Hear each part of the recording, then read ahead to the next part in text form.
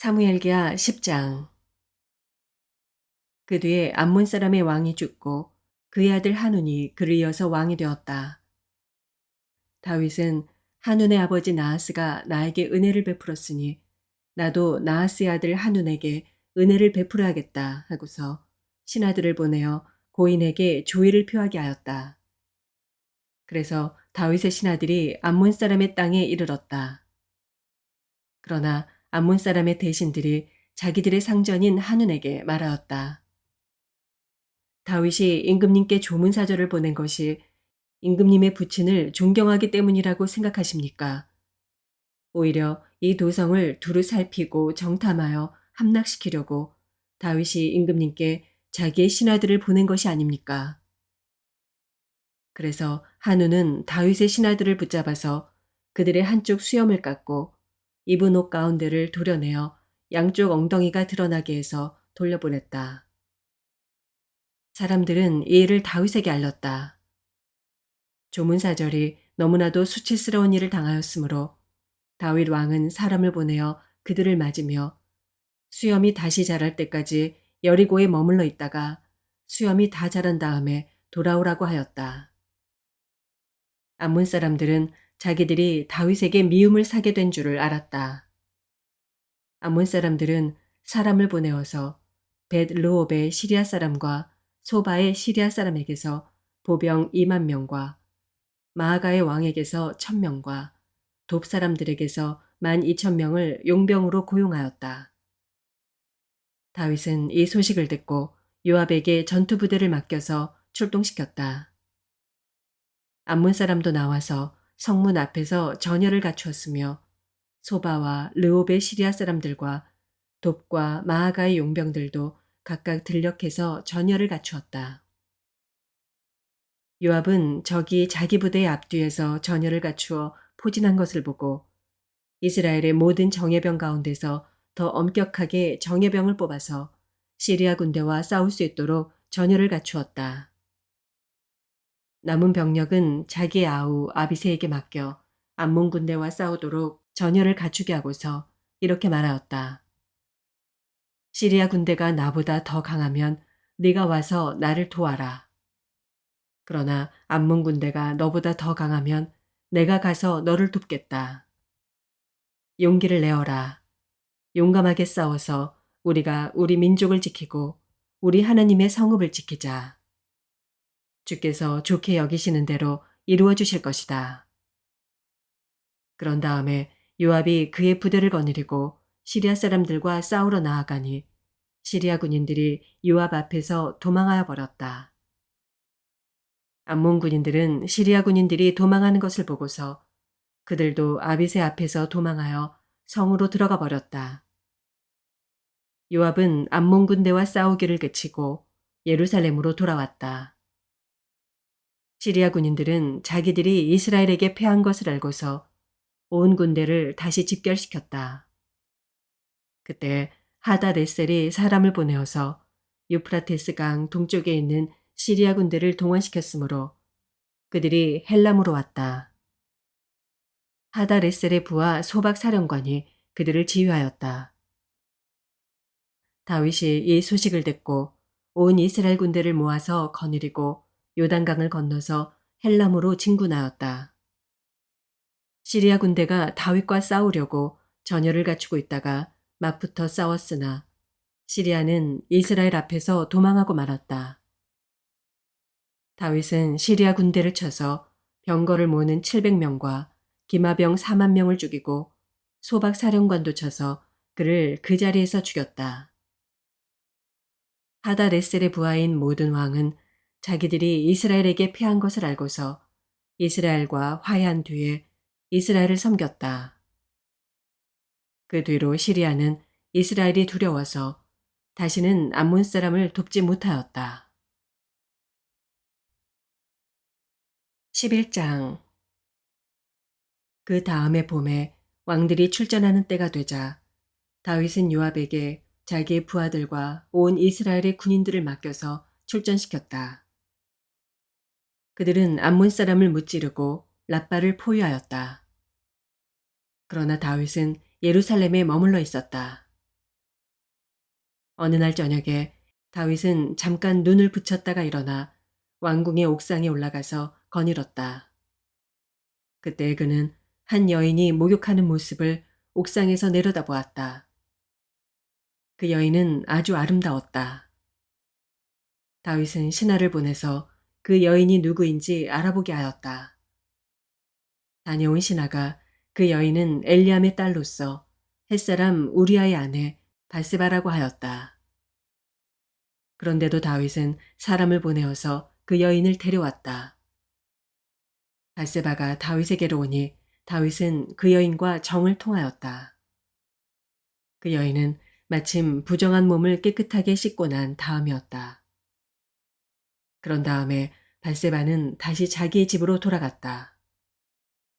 얼마 뒤에 그 여인은 자기가 임신한 것을 알고서 다윗에게 사람을 보내서 자기가 임신하였다는 사실을 알렸다. 다윗이 그 소식을 듣고는 요압에게 전가를 보내서 햇사람 우리아를 왕궁으로 보내게 하였다. 요압이 우리아를 다윗에게 보내니 우리아가 다윗에게로 왔다.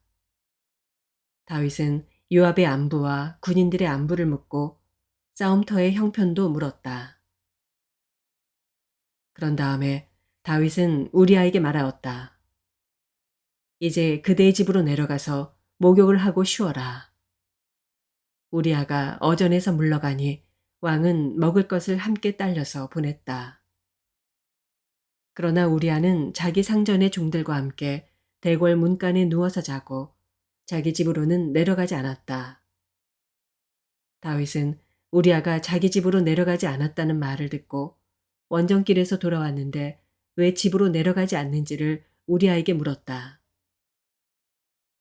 우리아가 다윗에게 대답하였다. 언약궤와 이스라엘과 유다가 모두 장막을 치고 지내며 저의 상관이신 요압 장군과 임금님의 모든 신하가 벌판에서 진을 치고 있습니다.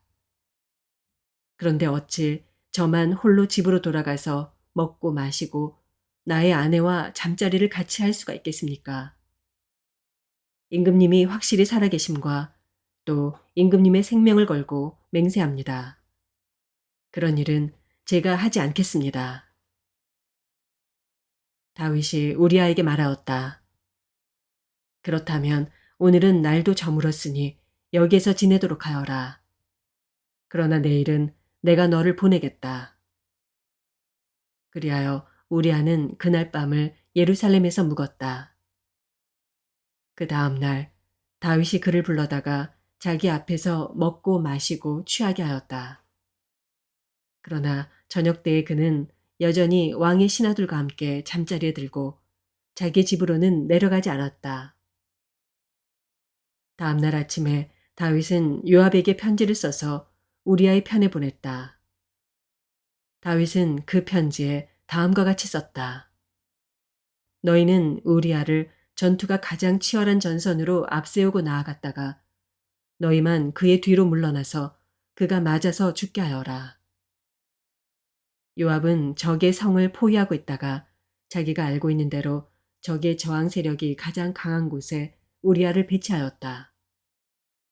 그 성의 사람들이 나가서 요압의 군인들과 싸우는 동안에 다윗의 부하들 쪽에서 군인 몇 사람이 쓰러져서 죽었고 그때 햇사람 우리아도 전사하였다.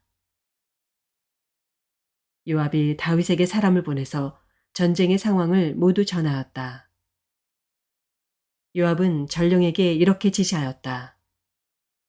내가 이번 전쟁의 상황을 모두 임금님께 말씀드리고 났을 때 임금님이 화를 내시며 내게 말씀하시기를 너희가 왜 그토록 성에 가까이 가서 싸웠느냐.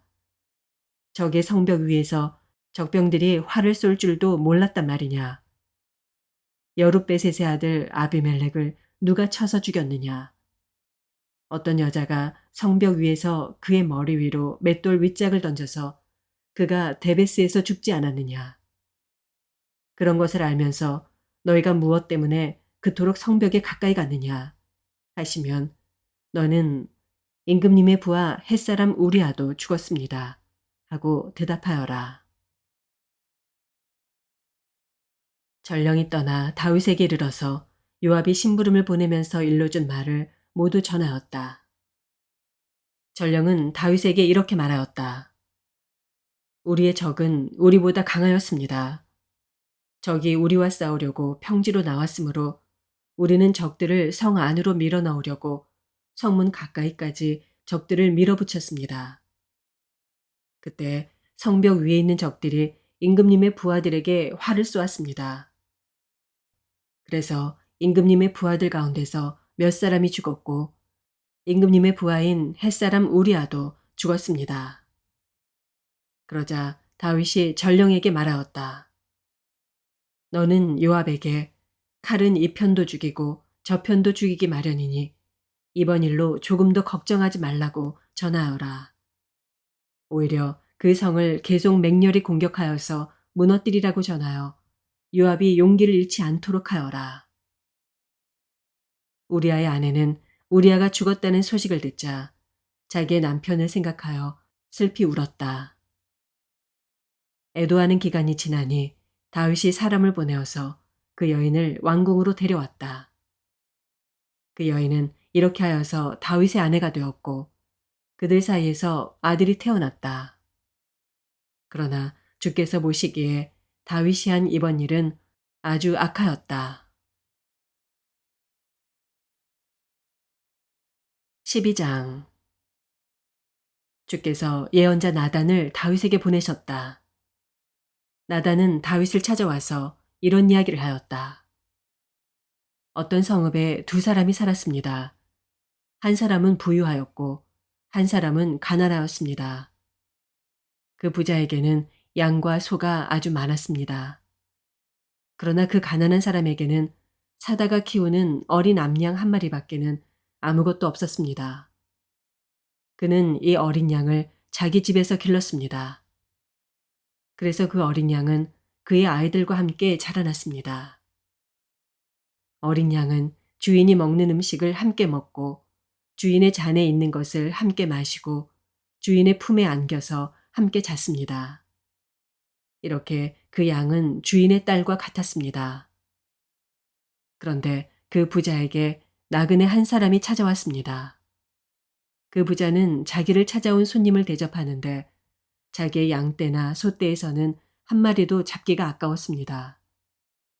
그래서 그는 그 가난한 사람의 어린 암양을 빼앗아다가 자기를 찾아온 사람에게 대접하였습니다. 다윗은 그 부자가 못마땅하여 몹시 분개하면서 나단에게 말하였다. 주께서 확실히 살아계심을 두고서 맹세하지만 그런 일을 한 사람은 죽어야 마땅하다. 또 그가 그런 일을 하면서도 불쌍히 여기는 마음이 전혀 없었으니 그는 마땅히 그 어린 암양을 4배로 갚아주어야 한다. 나단이 다윗에게 말하였다. 임금님이 바로 그 사람입니다. 주 이스라엘의 하나님이 이렇게 말씀하십니다. 내가 너에게 기름을 부어서 이스라엘의 왕으로 삼았고 또 내가 사울의 손에서 너를 구하여 주었다. 나는 내 성전의 왕궁을 너에게 넘겨주고 내 상전의 아내들도 내 품에 안겨주었고 이스라엘 사람들과 유다 나라도 너에게 맡겼다. 그것으로도 부족하다면 내가 네게 무엇이든지 더 주었을 것이다. 그런데도 너는 어찌하여 나 주의 말을 가볍게 여기고 내가 악하게 여기는 일을 하였느냐. 너는 햇사람 우리아를 전쟁터에서 죽이고 그의 아내를 빼앗아 내 아내로 삼았다. 너는 그를 암몬 사람의 칼에 맞아서 죽게 하였다. 너는 이렇게 나를 무시하여 햇사람 우리아의 아내를 빼앗아다가 내 아내로 삼았으므로 이제부터는 영영 내 집안에서 칼부림이 떠나지 않을 것이다. 주께서 또 이렇게 말씀하십니다. 내가 너희 집안에 재앙을 일으키고 내가 보는 앞에서 내가 너희 아내들도 빼앗아 너와 가까운 사람에게 주어서 그가 대낮에 너희 아내들을 욕보이게 하겠다. 너는 비록 몰래 그러한 일을 하였지만 나는 대낮에 온 이스라엘이 바라보는 앞에서 이 일을 하겠다. 그때 다윗이 나단에게 자백하였다. 내가 주께 죄를 지었습니다. 나단이 다윗에게 말하였다. 주께서 임금님의 죄를 용서해 주실 것입니다. 그러므로 임금님은 죽지는 않으실 것입니다. 그러나 임금님은 이번 일로 주의 원수들에게 우리를 비방할 빌미를 주셨으므로 밧세바와 임금님 사이에서 태어난 아들은 죽을 것입니다. 나단은 자기 집으로 돌아갔다.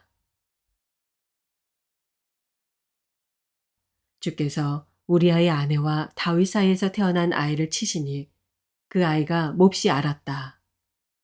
다윗이 그 어린아이를 살리려고 하나님께 간절히 기도를 드리면서 금식하였다.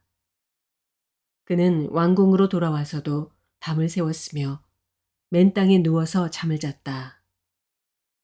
다윗 왕궁에 있는 늙은 신하들이 그에게로 가까이 가서 그를 땅바닥에서 일으켜 세우려고 하였으나 그는 일어나려고 하지도 않고 또 그들과 함께 음식을 먹으려고도 하지 않았다.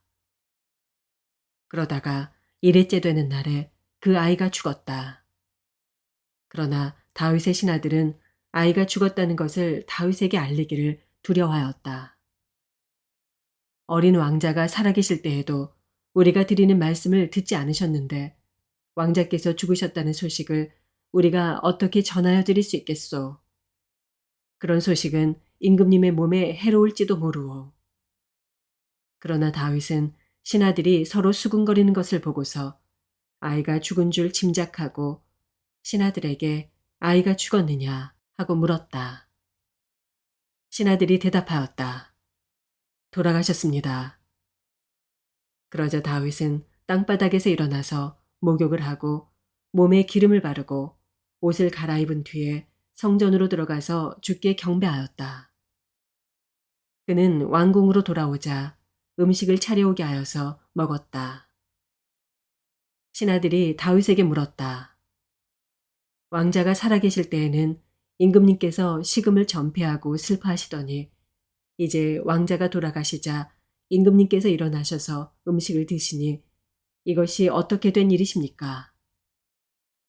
다윗이 대답하였다. 아이가 살아있을 때 내가 금식하면서 운 것은 혹시 주께서 나를 불쌍히 여겨주셔서 그 아이를 살려주실지도 모른다고 생각하였기 때문이요. 그러나 이제는 그 아이가 죽었는데 무엇 때문에 내가 계속 금식하겠소? 내가 그를 다시 돌아오게 할 수가 있겠소? 나는 그에게로 갈 수 있지만 그는 나에게로 올 수가 없소. 그 뒤에 다윗이 자기의 아내 밧세바를 위로하고 동침하니 그 여인이 아들을 낳았다. 다윗이 그의 이름을 솔로몬이라고 하였다. 주께서도 그 아이를 사랑해 주셔서 예언자 나단을 보내셔서 주께서 사랑하신다는 뜻으로 그의 이름을 여디디아라고 부르게 하셨다. 요압이 암몬 사람의 도성 라빠를 쳐서 그 왕의 도성을 점령하고서 다윗에게 전령들을 보내어서 이렇게 말하였다. 제가 라빠를 치고 도성으로 들어가는 급수 지역을 점령하였습니다. 이제 임금님께서 남은 군인들을 불러 모아서 이 도성을 공격할 진을 치시고 이 도성을 직접 점령하시기 바랍니다. 제가 이 도성을 점령하기보다는 임금님께서 이 도성을 점령하셔서 임금님의 이름이 승리자의 이름으로 기록되게 해주시기 바랍니다. 다윗이 모든 군인을 불러 모으고 라빠로 가서 그 도성을 쳐서 점령하였다. 그는 암몬 왕의 머리에서 금관을 벗겨왔는데 그 무게가 금 1달란트나 나갔고 금관에는 보석이 박혀 있었다. 다윗은 그 금관을 가져다가 자기가 썼다. 다윗은 그 도성에서 아주 많은 전리품을 약탈하였으며 그 도성에 사는 백성도 끌어다가 톱질과 곡괭이질과 도끼질과 벽돌 굽는 일을 시켰다. 그는 암몬 사람의 모든 성읍에 이와 똑같이 한 뒤에 모든 군인을 거느리고 예루살렘으로 돌아왔다. 아멘.